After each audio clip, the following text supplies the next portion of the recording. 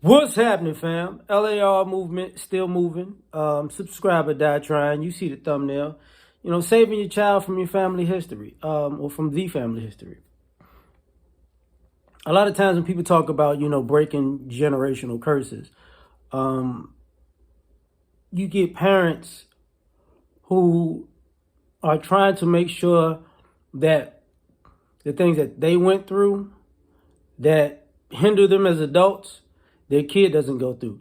Now, sometimes, I'm not going to lie, sometimes protecting your child from adversity coddles them and cripples them because then they won't be able to handle adversity. But at the same time, there are certain things that your kid doesn't understand that you're protecting them from.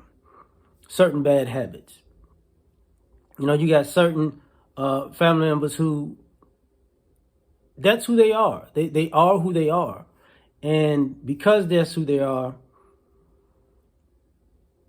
it's gonna be a negative influence on the kid. Like, I remember using Monique as a reference when she was saying,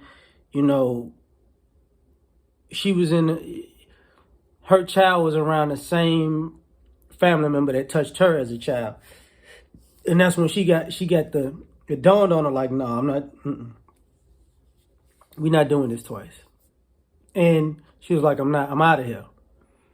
And the family was just kind of caught off guard, like, oh, why did you talk to us? And for me, there's a lot of families like that. Like, with your family might have exposed you to as a child, those people are still on it. And not just that they're still on it, the family still supports them. The family still has their back. The family still, oh, they dealing with something, they're dealing with a struggle. They've been dealing with this struggle for 30 years. I don't need to be around that. And I'm not bringing my child around that. At this point, this is not a struggle. This is a lifestyle. This is who they are and what they chose to be. And then you wind up in that situation. Like, some people like to cause problems. So everywhere they go, they cause a problem. So if you're around them, they're going to cause a problem for you, on purpose or, not on purpose, because it's just, you just happen to be in their tornado of shenanigans. So why would you bring your kids around that? Take something simple. Like, some people are reckless. Like, some people are the kind of people who drive reckless.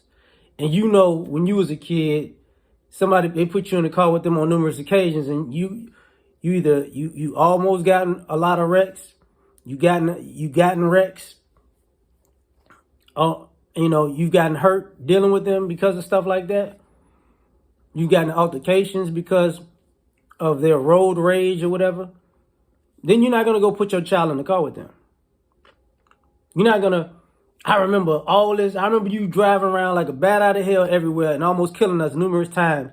Or, somebody who's a drunk driver. And I've been driving like this for 30 years. It's all good. You're not going to put your child in that car. And then when you go, nah, well, let James take the baby to the store. Who? Oh, no. No, I'm going to just take him to the store myself. What's wrong? We family. No, you're not going to try to kill my goddamn kid. No, thank you. I don't understand. He takes people places all the time. Yeah, that's y'all. Because, we get to that point where it's an issue. The same thing with people who, how can I say this? People who steal. Or who might use, they stole when you was a child. They used you as a child to help them steal. Now you around them and you got kids and you come around and they steal. Yeah, I forgot. I ain't hung around this person in 10 years. They steal. And then, let me take your kid to the, my kid is not accomplice to your crimes. Because the minute people don't realize, like, certain people in the family, the minute they see your child, they just see a new person to help them with their hustle, their scam, their whatever, their BS. Oh, that's all they see. Yeah, I got another. Yeah, this plan gonna go over well. Like, oh, okay, all right, whatever. People who have drug problems, you know, they got drug problems. So when you was a kid, they did drugs around you. And most people know if you've been around somebody who has a drug problem, they get so comfortable doing drugs. They do drugs around you, and at a certain point, they offer you drugs. And you know if they're still on it like that, the minute your kids come into play, they're gonna do that with your kids. The type of people that blow smoke in kids' face. You know, weed smokers blow smoke in kids' face. The type of people who put things in people's food and drinks. You know, because they don't want to be addicts alone. You know what I'm saying? So it's that type of thing. Because some people, you know, though you don't want to say it, some people try to act like things are funny, just like alcoholics. You try to act like things are funny, but they're really trying to get you hooked with them. You know, it was cool. No, it wasn't cool, man. So now you out here like on the thumbnail, like Spider-Man holding the bus back for the child crossing the street because you like, I got to protect this kid from these fools, because if I don't, he'll get ran over by a bus of my you know, quote unquote generational curses. And I don't want that. I want them to be free of that.